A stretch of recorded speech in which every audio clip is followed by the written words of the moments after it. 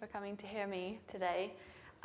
So in 2014, I co-founded a robotics company that is developing artificial limbs. The company is called Open Bionics. We are making upper limb bionic hands for amputees. And there are millions of amputees around the world, but there's around over 2 million upper limb amputees. But they don't have access to very many options when it comes to artificial limbs. There are amazing bionics in existence, but they are super expensive, and so only a very few amount of people can actually afford them.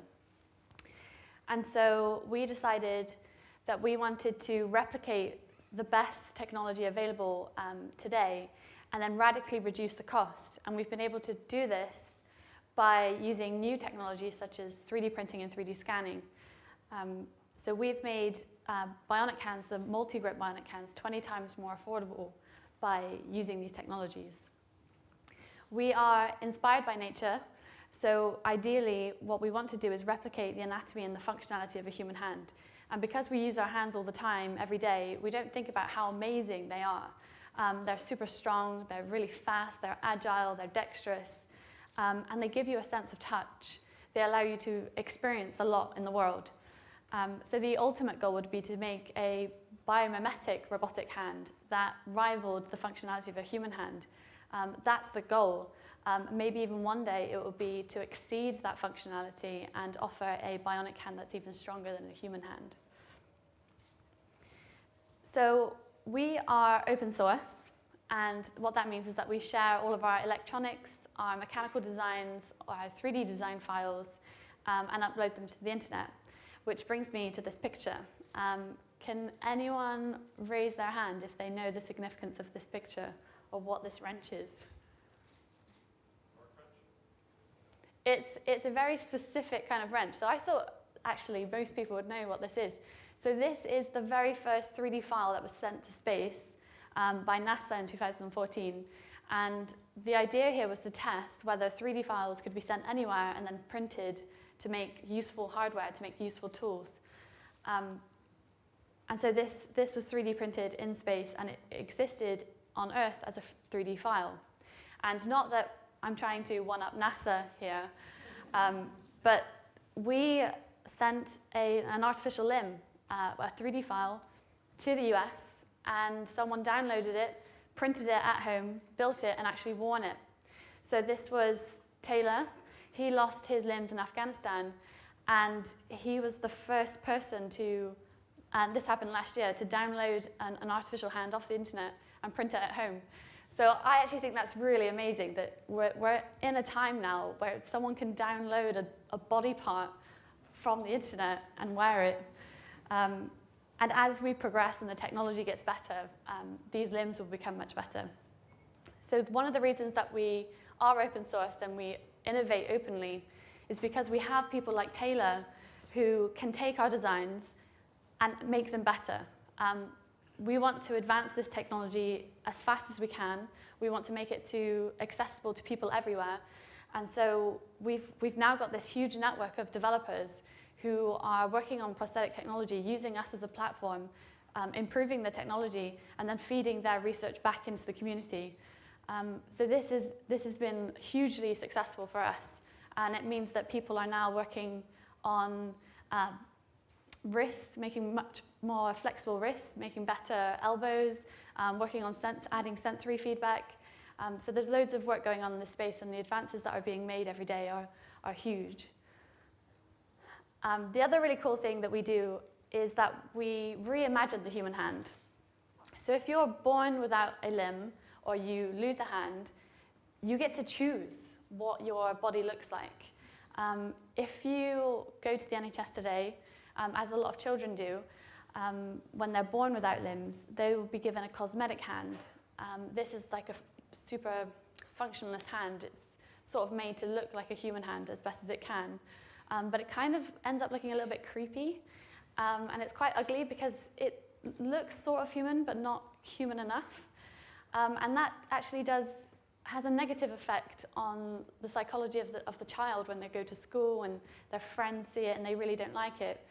And what also, there's this there's this thing that we're suggesting to them, that they're missing something and they have to look a certain way. So traditionally, why the cosmetic hands were made was because we valued conforming, we valued looking like each other. But it's 2016, we all enjoy expressing ourselves and being unique and showing our personalities. So we decided to completely cut away from the medical, clinical side of the prosthetics industry and turn children with limb differences into bionic superheroes. So we're super inspired by science fiction, and we decided that we wanted to take arms that existed in science fiction and bring them into reality. So we teamed up with Disney, and we created the first ever Marvel Iron Man bionic hand, the Disney Frozen hand, and my favorite, the Star Wars lightsaber hand. So the really cool thing about these devices is that they're real.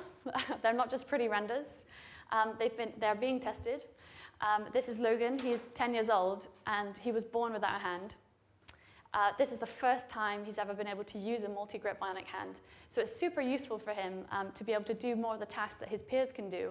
But it's also really fun for him to wear. He can choose, at the minute it's in like Luke Skywalker mode, he can choose to switch into Yoda mode by shaking his arm like a lightsaber, and then it will change color. And he has Mace Windu as well, so he can be purple too. And just like a lightsaber would, if he's like play fighting with his friends, the arm flickers. So it's part lightsaber, part limb. At this point, he was getting well into it and was trying to force choke his sister, but it's okay. So he was just playing. So the main things about these Disney arms is that they're super useful functionality-wise for children.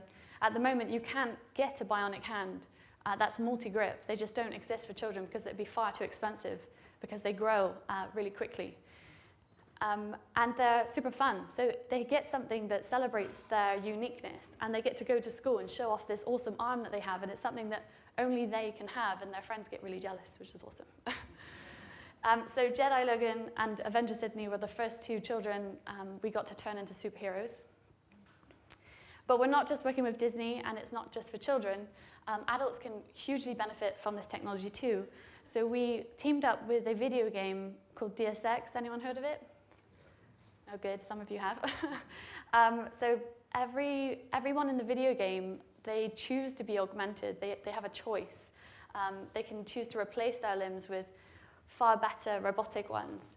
And the really interesting idea here is that this is a character's arm that exists in a video game. It's science fiction, but that's his actual arm.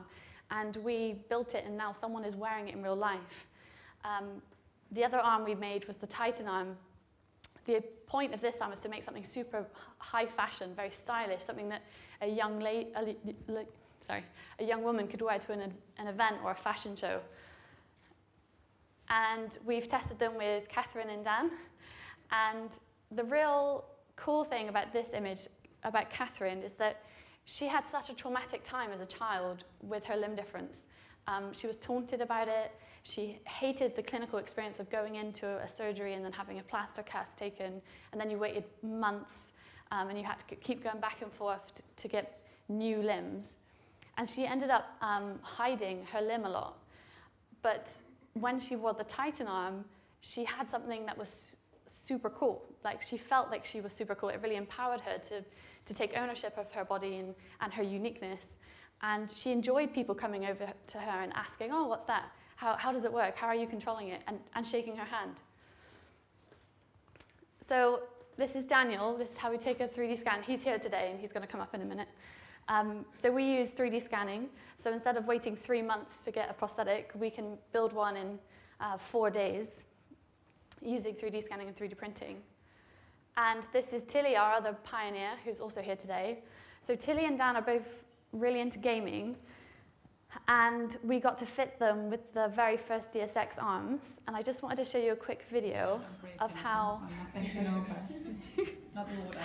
fast Tilly learned how to use it. She's got a mean arm. So yeah, she'd put that arm on, and within 30 seconds, she was already being able to pick up objects and throw them around the place. And this video shows how Tilly can control the hand slowly. So she has multiple functions, but she also it's good grip, isn't it? she can also choose how slow to move her fingers. So in this part, she's moving her thumb around, choosing how slowly to do that, and then doing her grip. So it's really intuitive, and it's a very easy to learn control system. The other really cool thing about Tilly and Dan and everyone else that we've worked with is that on the first day that we gave them their bionic arm, they immediately adopted that technology. It wasn't just, oh, this is my prototype. It was, this is my hand, and like, I'm going to choose what to do with my hand, so I'll gesture with it. Like Tilly was just walking around our lab, holding her arm. She was playing with her hair and holding her face and high-fiving people, and that's really cool to see how fast someone can adopt this technology. So I'm going to invite Dan up here and Tilly. We give them a clap. Yeah, Tilly. So I just wanted you guys to see Dan and Tilly, and they're here to talk to you at the break and show you their arms. And hey guys. Hi. Thank you very much.